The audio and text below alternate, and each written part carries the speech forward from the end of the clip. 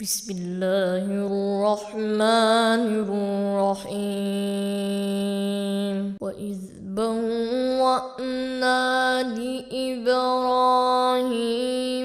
مكان البيت ألا تشرك بي شيئا ألا تشرك بي شيئا وطهر بيتي للطائفين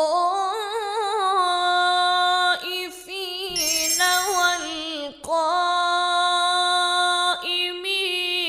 والركع السجود.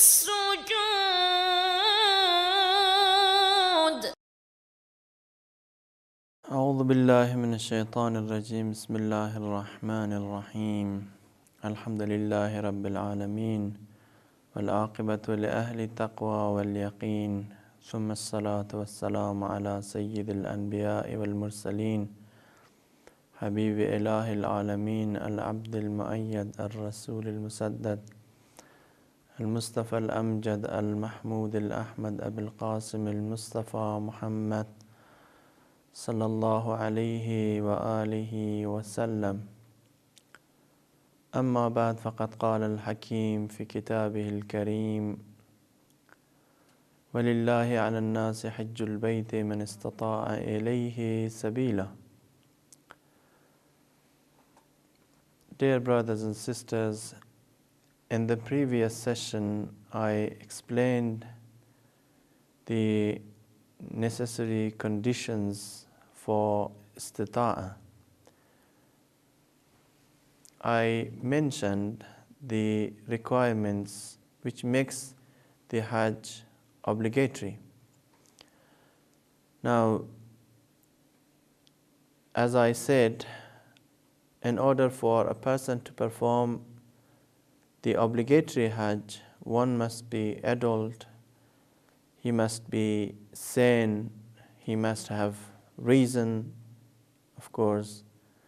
An insane person cannot perform Hajj, nor is it obligatory on him to perform Hajj. And also he must be free, he must not be a slave, and he must have enough time, of course. He must be physically healthy, he should not be a handicapped, and there should also be no obstruction, no impediment on the way to Mecca, for example. And also he has to have the expenses for the journey. In addition to being physically capable and physically strong and healthy, he must have the expenses, the costs. Otherwise, Hajj will not be obligatory on him. And I also mentioned that in addition to all the other conditions, the means for going and coming should also be available. You might have the money and you might be physically healthy and you might be strong, but there's no means of transportation, there's nothing by which to go to Mecca and come back. So in the absence of one of these conditions, Hajj will not be obligatory. Now, considering that Hajj is an important duty, and if it becomes obligatory, and if all the conditions are met, and if all the requirements are available, the first duty, the first obligatory act of the Hajj, whether it is a recommended Hajj or it is an obligatory Hajj, whether it is Umrah or it is the Hajj Tamattu, which is called Hajjatul Islam, the first part of the Hajj is to wear the Ihram garment. And of course, there are three obligations for Ihram. It's not only a piece of garment that you wear. Ihram consists and includes three obligations. Now, the first important obligation and the first important element in ihram is the niyyah. Of course, niyyah means to make up your mind, to clear your intention, to form your intention as to what you are going to do. You have to make up your mind and that you will perform all the rituals, all the obligatory acts of the Hajj pilgrimage. And of course, even if you do not know what they are, because it's your first time you are going to perform Hajj, of course, you have to make up your mind that you will perform all of them. And of course, you have to make clear and that you are going to perform what kind of pilgrimage, because there are different kinds of pilgrimage. We have the Hajjatul Islam, we have Umrah, and we have also Qiran and Ifrad. These are different kinds of Hajj, and the pilgrim has to express or form his intention expressly. Expressly means that he has to make sure, he has to have it in his mind that he is going to perform either Umrah or Hajjatul Islam or Hajj Qiran or Hajj Ifrad. And if it is not clear, and if the type of Hajj is not made clear through the intention or while making the intention, then the ihram would be invalid. If you are going to perform Umrah of Hajjatul Islam, you have to make it clear and you have to make up your mind that you are going to perform Umrah of Hajjatul Islam, and that is a necessity. You cannot leave it vague, you cannot leave it undecided. And of course, as I have always mentioned in the previous sessions also, of course, I have time and again mentioned that it's not necessary to verbally mention the niyyah. It's not necessary to orally repeat the niyyah. Niyyah is a matter of heart. It is something intellectual. It is something mental. To pass it through your mind would suffice.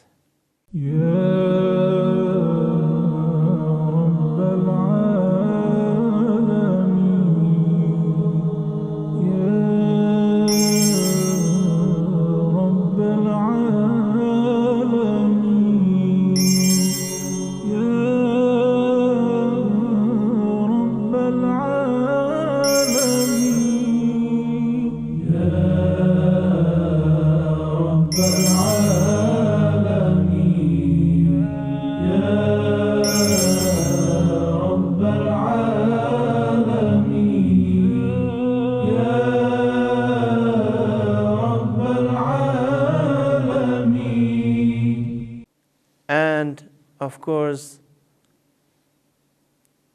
if you mention it, it would be better. But if you do not mention it, then to pass it through your mind, then that would suffice. Now, the second obligation of ihram is to say the talbiyah.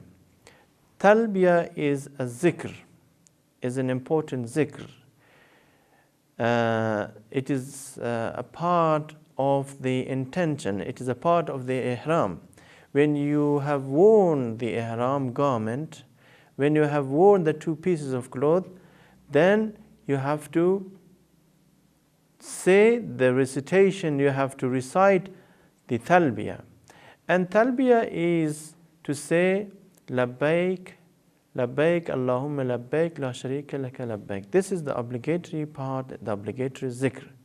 And you have to be able to clearly and correctly pronounce the niyyah. It is just like the recitation in your prayer. If you cannot recite it clearly, you have to try to recite it correctly, or you have to learn it from someone to recite it correctly. So it is important to recite it correctly. And of course, the important, the necessary part of the labbaik, or the necessary zikr for labbaik, is to say labbaik Allahumma labbaik la sharika laka labbaik. And of course it's also recommended to say innal hamda wan ni'mata laka labbaik la sharika lak.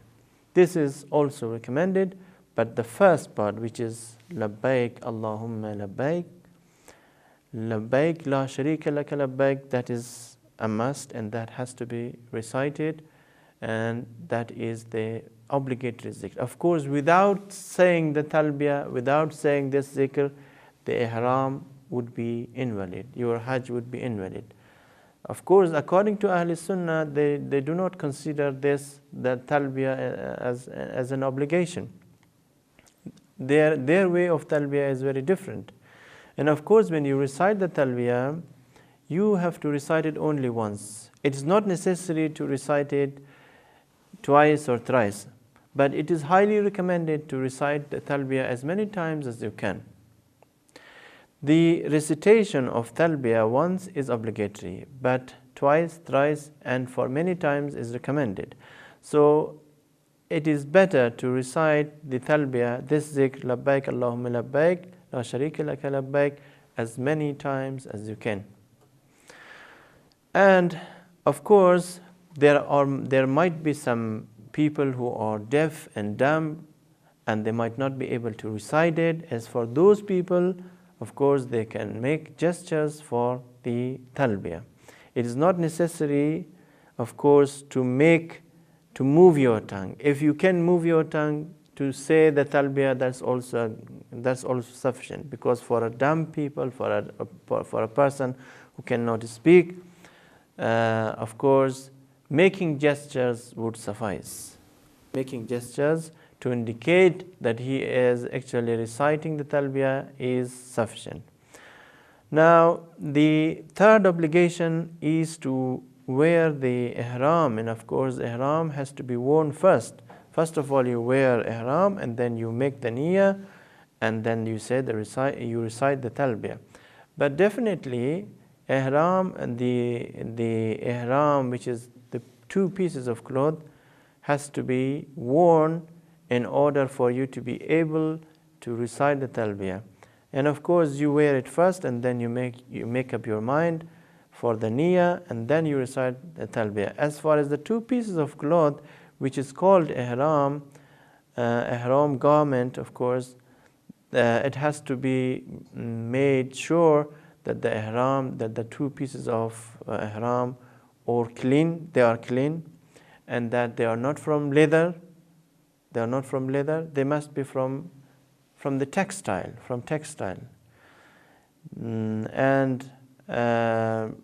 and of course, you have to make sure that the garment which you have purchased from the market is halal, and you have purchased it with halal source of income, and also you have paid khums from that garment which you have purchased from anywhere you might have purchased it. Now, it might happen to you that sometimes you have worn the ihram garment, and you're walking to Mecca, all the way to Mecca. Of course, it might happen to you that the two pieces of cloth become ritually impure. They might become najis. So, can you remove the two pieces of cloth? Because it's necessary that they should be clean. Now, can you remove it temporarily and then wear and then wash it? Or maybe you remove it in order to wear another two pieces of ihram.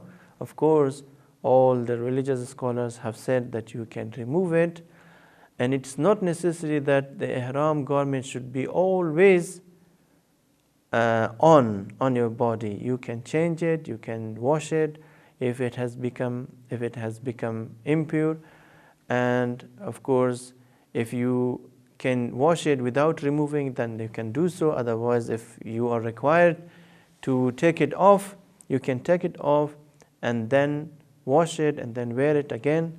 There is no problem in changing it. As I also mentioned in the previous session, it's not necessary for women to wear ihram because they can wear the same clothes they used to wear, but it's better for them to wear a white shirts. And of course, as was stated in the previous session, it's forbidden for them to cover their faces and also to wear gloves. They cannot do so, but they must cover the rest of their body, and of course they should cover their hair, and they should not expose their hair or any other parts of their body except the face and their hands to any strangers, to men. Now, as far as the talbiyah is concerned, because the pilgrims, they have to recite the talbiyah loudly. What about women? Are they allowed to recite the talbiyah loudly? Of course not. They should recite it in, of course, whisperingly, and of course they can recite in such a way that it is not heard by strangers, by non-mahram people who are with them in the same caravan, in the same group. So they can recite it in low edge. As far as male pilgrims are concerned, they have to recite the talbiyah as loud as they can, and that is recommended. Now, having worn the ihram garment, your hajj starts. You are now ready to walk to Mecca, because you wear the ihram at miqat, at the station. You cannot wear it elsewhere. Of course, there are different miqats for different countries, for different pilgrims arriving from different directions. Now, people who go from Medina to Mecca, they have to wear the ihram garment at Masjid Shajara or the Shajara Mosque. And of course, ihram should be worn at miqat, at the station, and from that station, when you have put on the ihram, you will start moving on towards Mecca.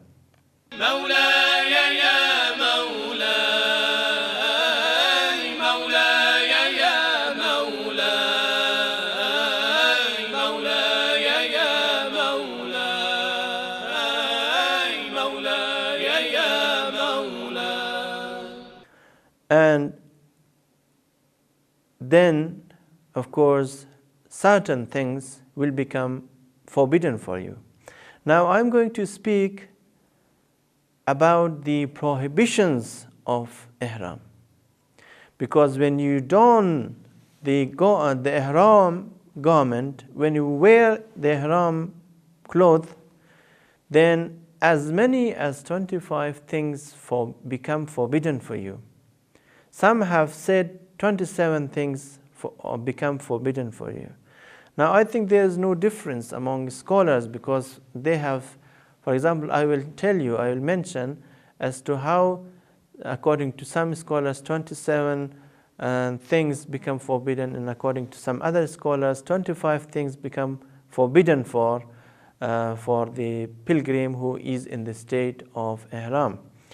Now, to begin with, the first prohibition, the first thing which becomes forbidden for a muhrim, for a person who is in the state of ihram, is to hunt. And of course, hunting is forbidden. In the present time, there is no doubt that hunting is not possible, because the city of Mecca is expanding.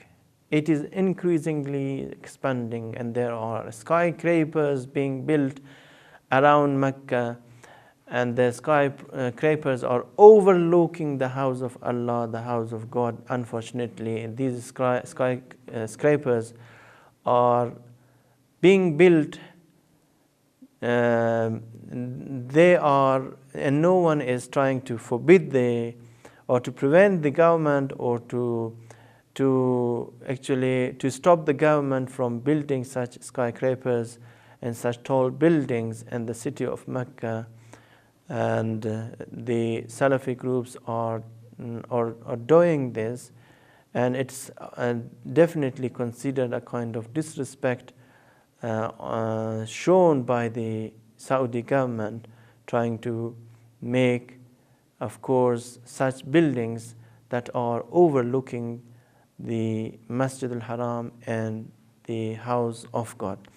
So in the present time, there is no question of hunting. Of course, hunting is forbidden, and it's good to understand that hunting used to be a practice in the past, and there were mountains, there were actually animals around the city of Mecca, and people could hunt, and this possibility existed in the past time.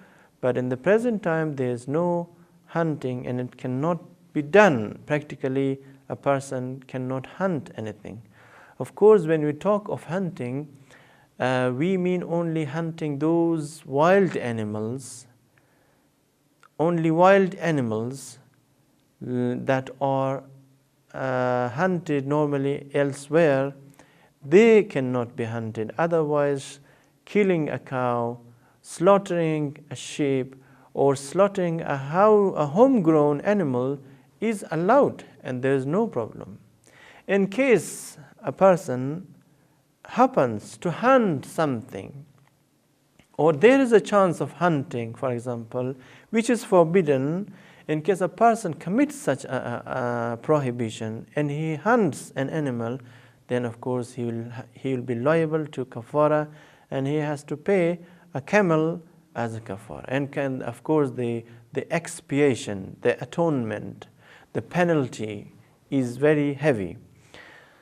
And of course, it depends on what you are and on what you hunt, and on what you may be hunting. Hunting is forbidden. If the smaller the animal, the lesser would be the expiation, the lesser would be the penalty. The bigger the animal, of course, the greater and the bigger would be the expiation. Now, there are sometimes, of course, you might find snakes, you might find scorpions, you might find rats or mice in the city of Mecca. Are you allowed to kill such dangerous and poisonous animals or reptiles? Of course, there's no objection to killing these animals, or maybe of course hunting them. And of course, hunting is not applicable to such things. You just kill them and you throw their dead bodies away. Hunting such dangerous animals or poisonous animals which are dangerous for the pilgrim is allowed, and there is no penalty, there is no expiation for such things. Of course, hunting is not allowed whether it is within the boundary of Mecca or outside the boundary of Mecca. So you cannot hunt, and nor can you eat the meat of a prey, the meat of a hunted animal. It's not permissible for you to eat the meat of a hunted animal. If someone else has done that, if he has killed a deer, for example, and has brought its meat for you to eat, you cannot eat it, and it is forbidden for you to eat the meat of a hunted animal. Of course, according to grand religious authorities, it is permissible to kill vultures also, and of course, if they are hunting the pigeons, because this is a condition. If there are vultures, if there are birds hunting the pigeons, it is permissible for you to kill them or to hunt them, and there is no problem, of course. And remember that there are domestic animals, and these are the domestic animals are exceptions. And domestic animals are, of course, they include sheep, cow, camels, poultry, and also turkey. These are domestic animals, and of course it's permissible for a pilgrim to kill these animals and to eat their meat. Inshallah, I will carry on my discussion regarding the prohibitions of Ihram in the next session to come. Until then, wassalamu alaikum wa rahmatullahi wa barakatuh. ربنا يا ربنا يا ربنا يا ربنا واغفر لنا وارحمنا يا ربنا ربنا يا ربنا يا ربنا واغفر لنا وارحمنا يا ربنا يا ربنا ربنا يا ربنا يا ربنا واغفر لنا وارحمنا يا ربنا ربنا يا ربنا يا ربنا